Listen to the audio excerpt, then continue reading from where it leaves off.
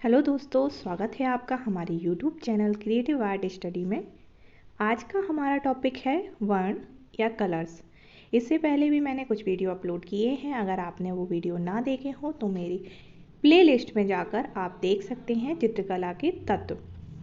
चलिए आज का हम बिना देर किए हुए टॉपिक शुरू करते हैं। वर्ण कलर्स। चित्र के तत्व में रंग या वर्ण का सर्वाधिक महत्वपूर्ण स्थान होता है। वर्ण पूर्णतः प्रकाश व दृष्टि पर निर्भर तत्व है। तो ये बहुत ही क्लियर सी बात है कि जब तक पेंटिंग में रंग नहीं भरे जाते हैं तो उसका कोई महत्व नहीं होता है। तो सबसे ज़्यादा जो महत्वपूर्ण चीज़ है वो वर्ण या कलर्स होते हैं। और ये बात हम जानते हैं, वर्ण जो है वो पूर्णतः प्रकाश व दृष्टि पर निर्भर तत्व है। ये हमें बहुत अच्छे से पता है, क्योंकि जब भी प्रकाश किसी चीज़ पे पड़ता है तो भी वो हमें रंग दिखता है। और इसी कारण से प्रकाश और दृष्टि जो है वो बिल्कुल वर्ण देखने के लिए बहुत ही इम्पोर्टेंट होती है।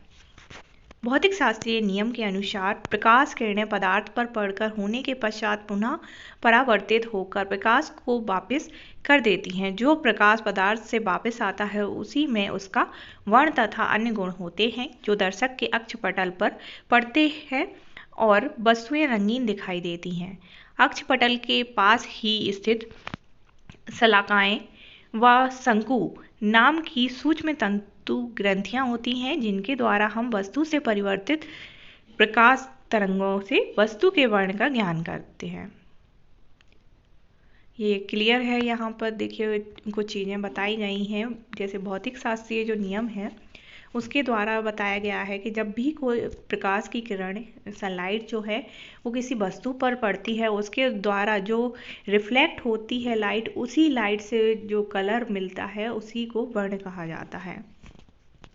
जब भी कोई प्रकाश किरण किसी कलर पर पड़ती है, किसी रंग पर पड़ती है, तो वही प्रकाश जब परावर्तित होता है, रिफ्लेक्ट होता है, तो वह उस रंग का हमें आभास कराता है कि वह कौन सा रंग है, जो कि दर्शक के अक्षपटल रेटिना पर पड़ते हैं।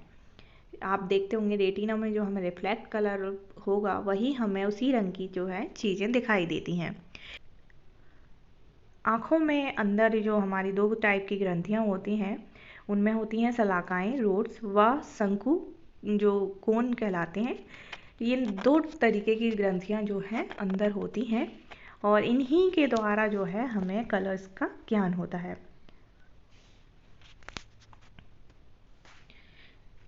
वर्ण की तरंग गति।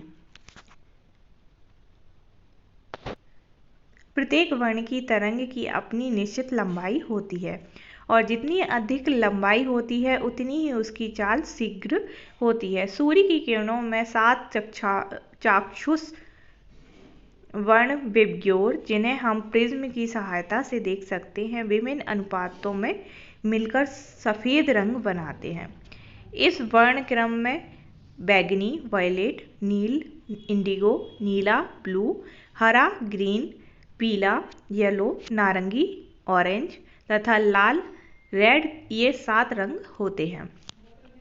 यहाँ पर देख सकते हैं आपकी मैंने एक डायग्राम भी बनाया हुआ है, जिसमें कि जब भी हम किसी प्रकाश किरण को एक प्रिज्म की सहायता से देखते हैं तो उससे हमें 7 कलर जो है वो दिखाई देते हैं। सूर्य की किरणों में जो उपस्थित होते हैं उनको हम प्रिज्म की सहायता से देख सकते हैं, जिनको विबग्योर कहते हैं। विबग्योर इसलिए कहते हैं क्योंकि V for violet, I for indigo, V for blue, Y for yellow, O for orange और R फॉर रेड।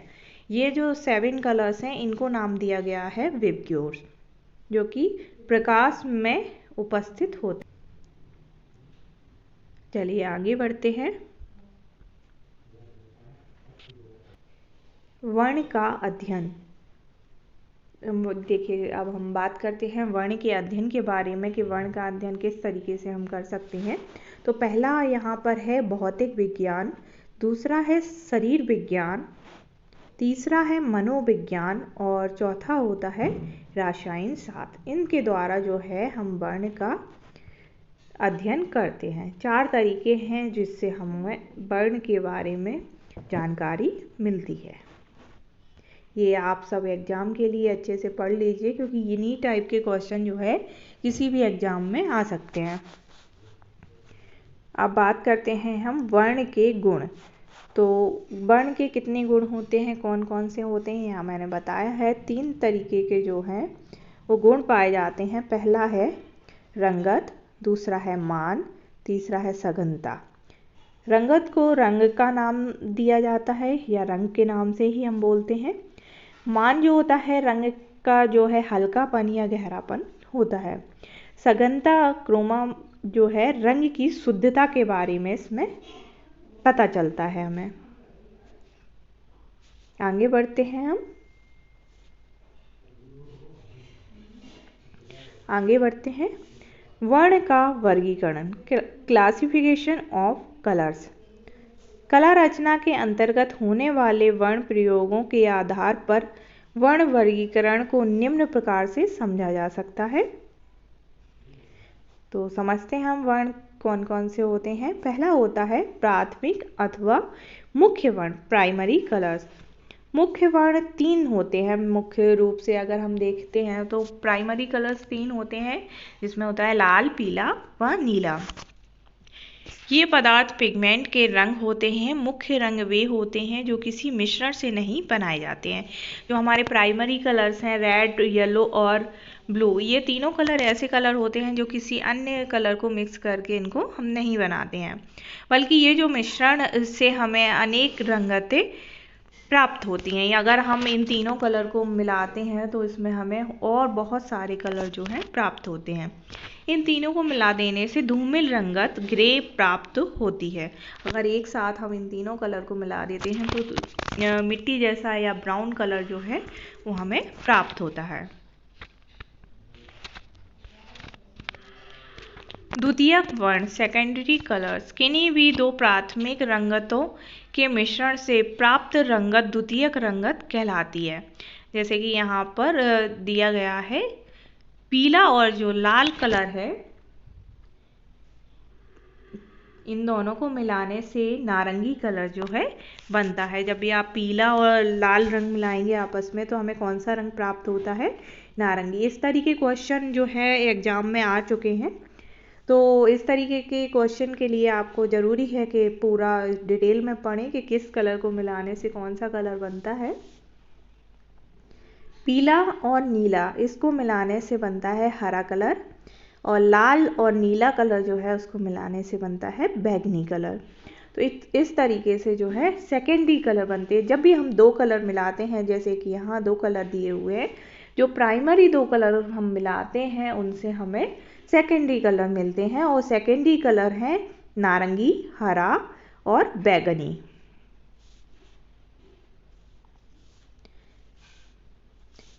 इसी प्रकार द्वितीयक रंगतों के भी आपस में मिश्रण से अनेक रंगतें प्राप्त हो सकती हैं।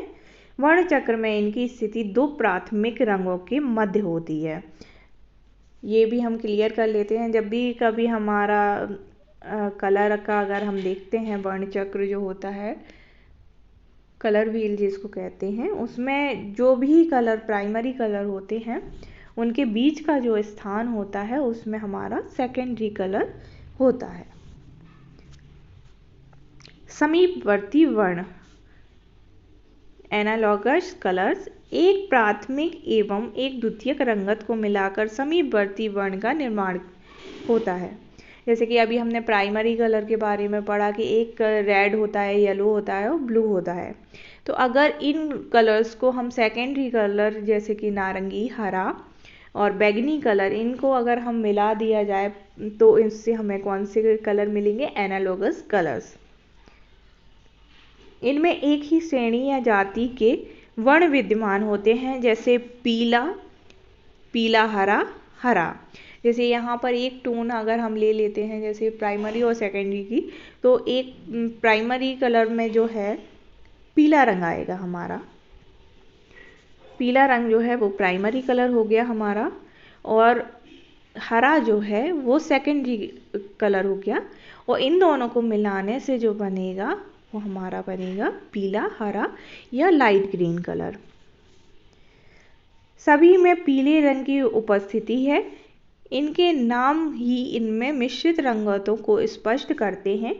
इसी क्रम को विस्तार देकर असीमित वर्ण क्रम प्राप्त किए जा सकते हैं। अगर हम चाहें तो इन्हीं में अलग अलग रंग मिलाते जाएं और भी ज़्यादा हल्के डार्क मिलाते जाएं तो इसमें बहुत सारे रंगतें जो है हमें प्राप्त हो सकती हैं। पूरक या विरोधी वर्ण, कॉम्प्लीमेंट्री और अपोजिट कलर। वर्ण क्रम में एक दूसरे के ठीक सामने आने वाली रंगतें एक दूसरे की विरोधी रंगतें होती हैं, अथवा किन्हीं भी दो प्रमुख रंगतें प्राइमरी को मिला दिया जाए तो इसमें से प्राप्त द्वितीयक रंगतें सेकेंडरी कलर्स शेष बची हुई मुख्य रंगत की विरोधी रंगत होती है। जैसे लाल का विरोधी या पूरक है हरा, जो कि कलर व्हील में हम देखते हैं कि जस्ट अपोजिट होता है। कई कलर जो होते हैं उससे हमें पता चल जाता है कि विरोधी रंग जो है वो कौन सा है। लाल का विरोधी रंग यहाँ पर है हरा। नारंगी का पूरक है नीला और बैगनी का पूरक है पीला। इसी क्रम में बनने वाली अनेक पूरक रंगतें प्राप्त की जा सकती हैं। ये थोड़ा सा यहाँ पर मिस्टेक है, आप इसको इग्नोर किए करें। कई बार हो जाता है कि टाइपिंग होते टाइम कुछ वर्ड जो है गलत टाइप हो जाते हैं।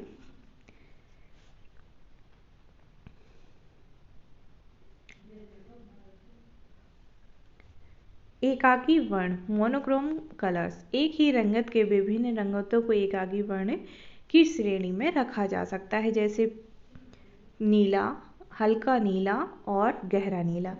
इसको हम बहुत अच्छे से समझ सकते हैं कि किस तरीके से ये रंग जो है बनते हैं, एकाकी या मोनोक्रोम कलर होते हैं। मान लीजिए आपके पास ये कलर है, मैं दिखाती हूँ आपको। ये मान लीजिए आपके पास रेड कलर है, ये रेड कलर जैसे है यहाँ पर। अगर हम इसी के 3-4 सेट ले लें, अगर इसमें हम वाइट मिलाते जाएं या इसमें हम ब्लैक मिलाते जाएं, तो जिस तरीके के भी हम इसमें लाइट और डार्क कलर मिलाएंगे तो उससे हमें एक ही रंग में अलग अलग रंगतें प्राप्त हो जाएंगी, जिनको हम मोनोक्रोम कलर कहेंगे। ये जो होगा ये मोनोक्रोम कलर ही होगा, जो इससे अगर हम इसमें हल्का मतलब वाइट मिलाते हैं या हम डार्क के लिए ब्लैक मिलाते हैं।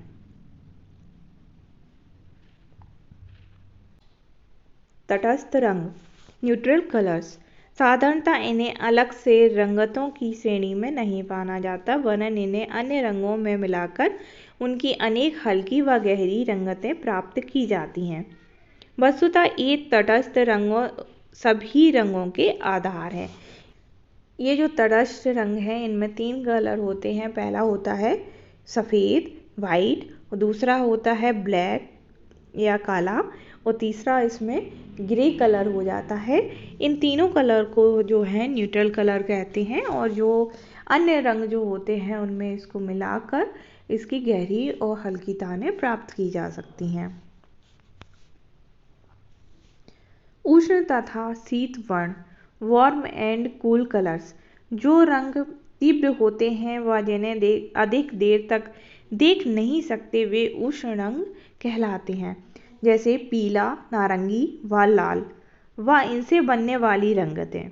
जैसे कोई भी कलर अगर देखना हो हमें कि कौन सा वार्म कलर है कौन सा कूल कलर है, तो उसके लिए एक और भी अच्छा तरीका है कि अगर हम देखें कि जो सूर्योदय के समय जो हमें रंग दिखाई देते हैं वो गर्म रंगतें होती हैं, क्योंकि सूर्य भी एक गर्म चीज़ का प्रतीक है। सूर्य में अपने आप में ही बहुत गर्मी होती है, तो उसी से हम जान सकते हैं कि जो सूर्योदय के टाइम रंगतें हमें देखने को मिलती हैं वो उष्ण रंगतें होती हैं, और जो हमें रात्रि के समय दिखाई देती हैं या रात्रि जैसा कुछ अनुभव कराती हैं वो हमारी कूल कलर्स होते हैं। जैसे कि चंद्रमा है वो ठंडा होता है, और इसी तरीके से हम आसानी से इसे याद कर सकते हैं।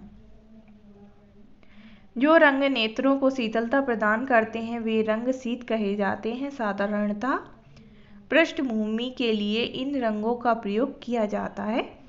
ये है नीला, हरा, बैंगनी व इनसे बनने वाली अन्य रंगतें। वर्ण चक्र का ठीक 20 से विभाजन इस वर्गीकरण को स्पष्ट करता है। तो यहाँ पर हमने पढ़ लिए उष्ण तथा शीत वर्ण क्या होते हैं।